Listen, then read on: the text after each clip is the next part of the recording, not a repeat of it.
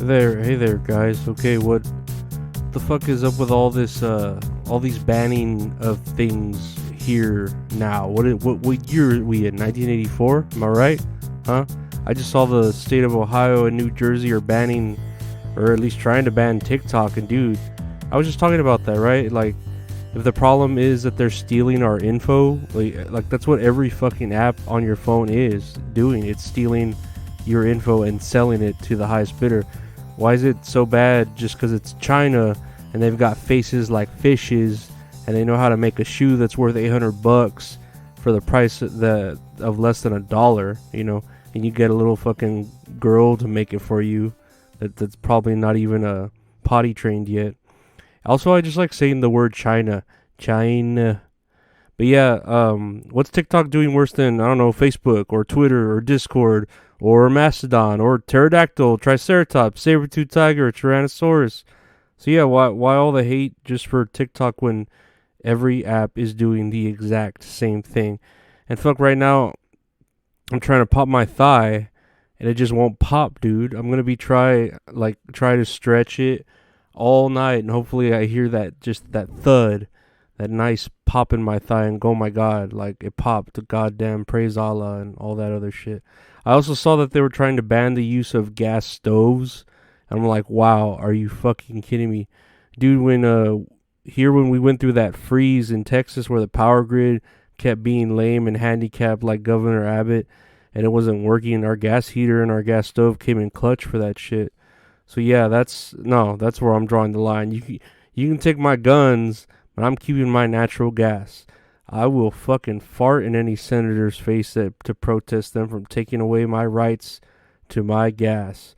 Call that sandwich meat fucking baloney, because that's what it would be. Fucking oh no, oh fuck, my thigh just popped. Thank God. Oh my God, fuck, it felt so good. Okay, and then I was reading some more news. Here's some kind of news that kind of hits close to home. I just saw that a bunch of UK homes were raided by police for illegally streaming and pirating stuff like live sporting events or movie streams, probably like Black Adam or something that people kind of want to see but don't actually want to pay to see. And man, I remember when I was in high school, that was literally the way I made a living, was downloading music on LimeWire and selling burnt CDs. And I did not discriminate. I would burn CDs for the Mexican gangster kids. I would burn CDs for the goth kids. I would burn CDs for the hot chicks. Man, and at $5 a pop, I think the most I ever made in one day was like $90. And that was a lot back in my day. You could buy a bunch of Wendy's dollar menu shit with that, man. And eventually later, years in my life in college when I worked at Walmart and the other grocery store, I would burn DVDs. And man, I made good money on that shit too, just hooking up anyone and everyone I worked with. $5 new releases and shit. God, I loved when it was award seasons and DVD screeners of movies would just come out in theaters and I'd have that DVD like quality shit. It might have like a watermark on it that said property of whatever studio that owned them. But yeah, I never thought I'd get fined 500 grand or 20 years in prison or whatever it was back in the day. I was just trying to have a side hustle and survive these mean streets for a young Lorenzo. You know what I mean, right? Yeah, you know what I mean. But yeah, for the UK to crack down on people, man, I feel bad. What if it's a dude who set it up for his like granny to watch old episodes of, I don't know, Matlock or I Dream of Jeannie or something, and then they just battering ram the door down and arrest that grandma for being a fucking pirate? Have you ever held your tongue and said you were born on a pirate ship? That's what I tell myself every morning of my existence. I saw that Gwen Stefani is in the news because she's doing some, I don't know, culture appropriation and saying she's Japanese and proud of it or something. Turning Japanese about turning Japanese. I think that song's about masturbating, right? That's what I hear. But honestly, I don't see the big deal with Gwen Stefani saying she's Japanese. I mean, yeah, maybe if people are using culture appropriation for a profit, like maybe the white rappers who wear dreadlocks and try to use rap music as their gimmick when everyone says they're stealing from the Negroes. But I think it's more paying homage to other cultures rather than flat out stealing. I remember seeing this like mini Vice documentary on the YouTube about a small subculture of Japan who really liked the Mexican lowrider culture, and they dressed like cholos and cholas, and it was really interesting because some of the so-called experts say, that's culture misappropriation, but I don't know, me personally as a Mexican, I'm proud when other people like are fans of my culture or embrace it. Me personally too, I love when I love when people make fun of my culture.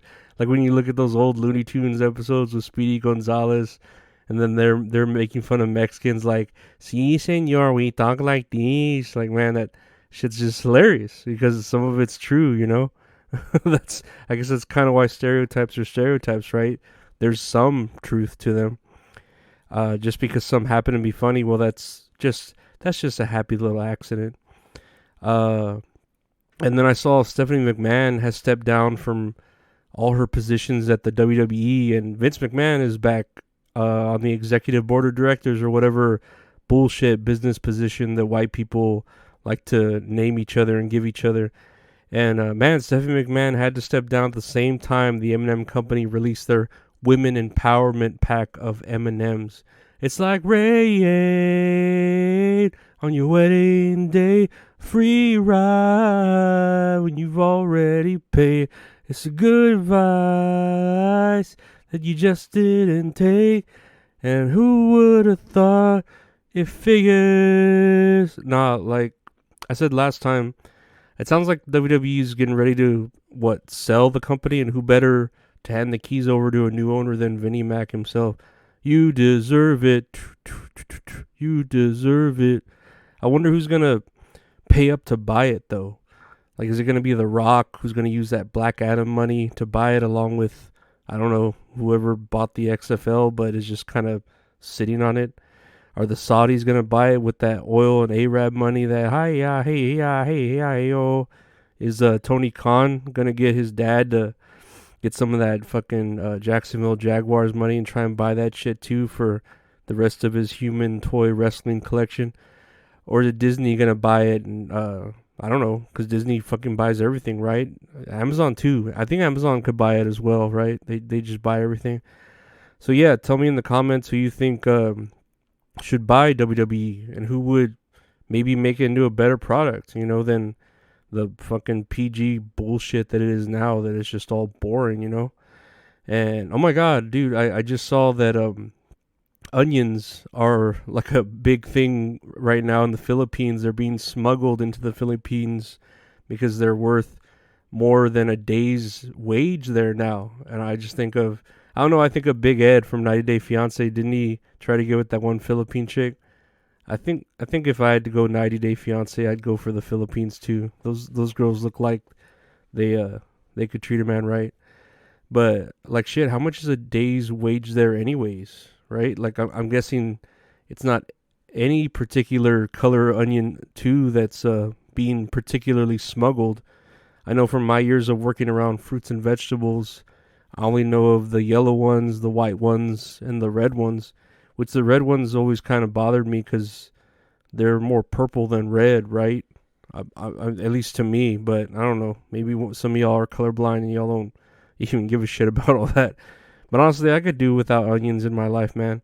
Like, I know they add flavor to things, and onion rings are pretty damn good, but not an onion blossom. Oh, hell no. No, like, an onion blossom is just way too much onion for what it's trying to do. I don't think, like, whenever I see it on the menu, and I'm like, I think I want it, but then when you end up getting it, it's like, no, that was too much onion, that onion blossom.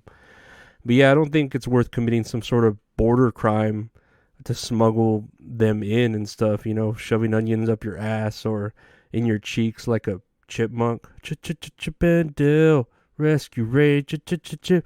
Man, that Nintendo game was such a fucking good 2-player game, wasn't it?